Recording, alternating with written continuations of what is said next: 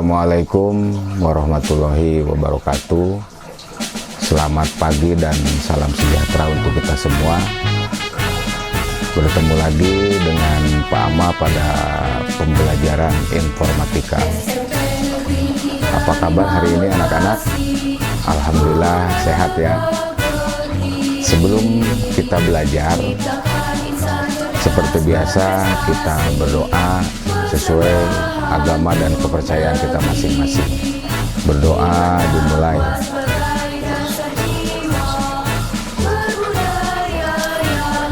Selesai. Seperti biasa sebelum belajar kita yel-yel dulu.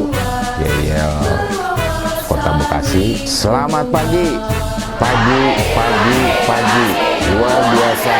Tetap semangat. NKRI harga mati. Buang.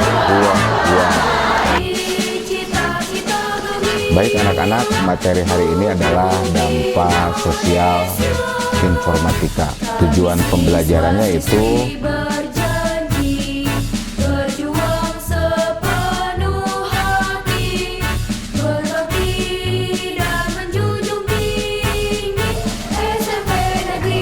dampak sosial penggunaan informatika. Dengan adanya teknologi informatika yang semakin canggih, maka akan memberikan dampak-dampak yang mungkin memberikan manfaat bagi kita dan dapat pula menimbulkan sebuah masalah baru. Untuk lebih jelasnya, mari kita bahas dampak positif dan dampak negatif dari penggunaan informatika. Di bidang kesehatan, dampak sosial apa sajakah yang akan ditimbulkan dalam bidang kesehatan? Dampak positif, mengolah data rumah sakit atau klinik menjadi mudah. Mendiagnosis suatu penyakit dengan bantuan teknologi informatika. Penggunaan CT scan untuk mendiagnosis tubuh manusia bagian dalam. Ada juga dampak negatif. 1. Perlu pelatihan khusus dalam penggunaan sistem informatika kesehatan. 2. Bergantung pada sumber listrik. 3. Risiko muncul penyakit baru seperti kanker. 4. Biaya cukup mahal. Di bidang sosial budaya, dampak positifnya apa saja, yaitu 1. Mempermudah masyarakat dalam bersosialisasi, mempermudah dalam mempublikasikan karya anak bangsa, mempermudah mengenal budaya daerah lain. Cuma di samping dampak positif ada juga dampak negatif. Apa saja, yaitu rusaknya hubungan antar manusia, budaya tolong-menolong menjadi hilang karena masing-masing egonya. Bidang transportasi, dampak sosial informatika di bidang transportasi sangatlah berpengaruh terhadap kehidupan masyarakat, dan pengaruhnya pun ada bermacam-macam. Apa saja pengaruhnya?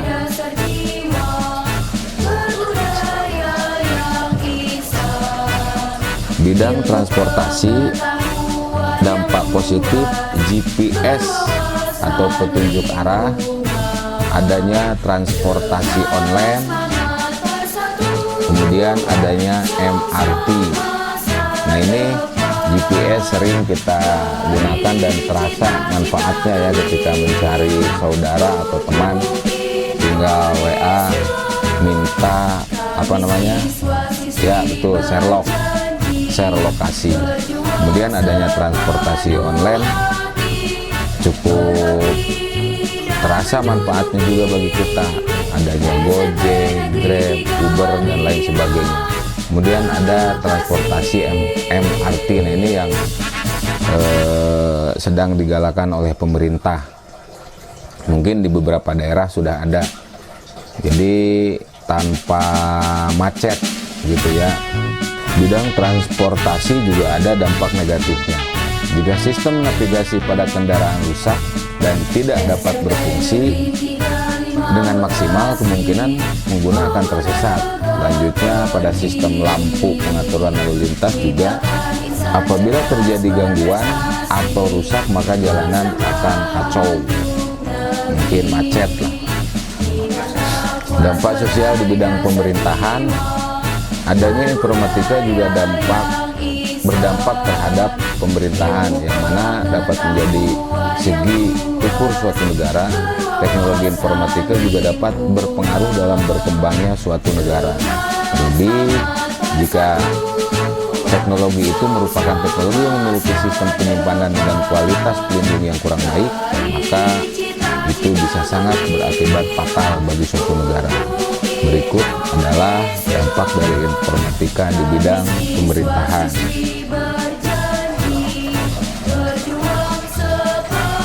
Dampak positif: 1. Adanya transparansi dalam kegiatan pemerintahan.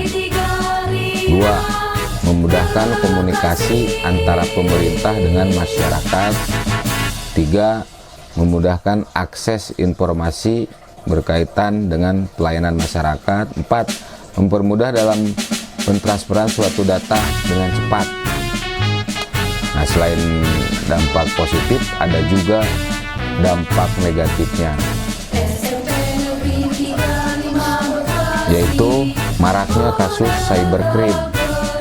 Jelas ya, banyak penipu, pencurian, pengeditan data pemerintahan, penyeludupan data yang dapat mempengaruhi kinerja sistem pemerintahan.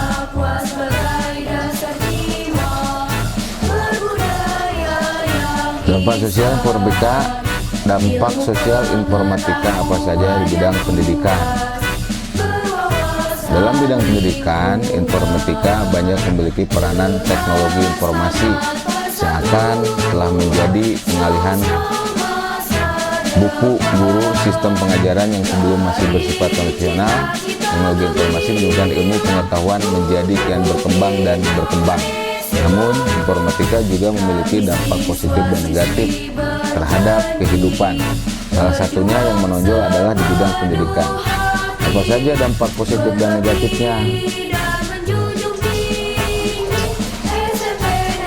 Dampak positif di bidang pendidikan: peserta didik lebih cepat mengakses informasi pendidikan. Kemudian, inovasi e-learning atau electronic learning. Nah, ini peserta didik lebih cepat mengakses informasi pendidikan. Terasa ya pada saat seperti ini, di masa pandemi COVID-19, kita belum bisa bertatap muka, namun pembelajaran terus berjalan.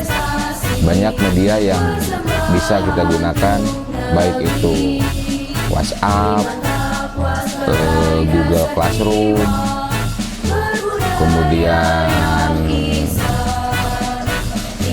Zoom Meet, dan lain sebagainya. Kemudian inovasi learning, selain melalui guru langsung walaupun daring, kalian juga bisa menggunakan fasilitas yang telah dibuat oleh Kemendikbud, diantaranya yaitu ruang guru, kemudian rumah belajar, dan masih banyak lagi. Dampak negatif di bidang pendidikan, kemajuan informatika juga akan semakin mempermudah terjadinya pelanggaran terhadap hak atas kekayaan intelektual atau HAKI, karena semakin mudahnya mengakses data menyebabkan orang yang bersifat plagiatis akan melakukan kecurangan. Walaupun sistem administrasi suatu lembaga pendidikan bagaikan sebuah sistem tanpa celah, akan tetapi jika terjadi suatu kecerobohan dalam menjalankan sistem tersebut akan berakibat fatal. Di bidang aplikasi mobile, dampak positifnya apa saja? Yaitu 1. Komunikasi jarak jauh. 2. Transportasi online. 3. Bisnis online. Nah, ini juga kalian sebagai peserta didik dan kami sebagai guru terasa manfaatnya di aplikasi mobile ya. Kemudian transportasi online tadi sudah dibahas, kemudian bisnis online juga di masa pandemik seperti ini sangat-sangat terasa manfaatnya. Kita tidak usah kemana-mana, tinggal menggunakan handphone yang tentu ada aplikasi jual belinya di situ. Contohnya seperti Shopee, Lazada, Tokopedia, Bukalapak dan lain sebagainya. Kita diem di rumah pun bisa berbelanja. Nah, sekarang dampak negatif pada aplikasi mobile yaitu terlalu bergantung dengan jaringan. Apabila terjadi gangguan pada sistem jaringan internet, maka aplikasi tidak dapat berfungsi secara maksimal. Hal itu tentunya dapat mengecewakan pengguna. Nah, ini yang harus kita ketahui, apapun secanggih apapun alat, tetap kita harus punya backup atau mencadangkan. Misalkan tugas juga jangan disimpan di handphone, karena yang namanya alat kena rusak atau hilang. Ketika hilang, tugas kita ada di HP semua. Kalau tidak punya backup, ya berarti kita harus membuat lagi sebanyak tugas yang disimpan di internet tersebut atau di HP. Nah, dari pembahasan tersebut dapat kita sama-sama simpulkan bahwa kita seharusnya lebih dapat dengan bijak dalam menggunakan teknologi informatika, dan itu pun tidak dalam semua bidang informatika dapat aman digunakan. Sebagai contoh, informatika juga dapat menimbulkan banyak permasalahan yang mana mungkin malah dapat menimbulkan masalah yang lebih bahaya lagi. Demikian pembelajaran hari ini. Untuk evaluasi, nanti Pak Ama akan kirim melalui Google Classroom seperti biasa. Ingat pesan Ibu, selalu memakai masker, mencuci tangan, menjaga jarak, dan menghindari kerumunan. Kita akhiri pembelajaran hari ini dengan mengucapkan hamdalah bersama-sama. Alhamdulillahirabbil alamin. Cukup sekian dari Pak Ama. Billahi taufiq wal hidayah. Assalamualaikum warahmatullahi wabarakatuh. Gaskeun belajarnya.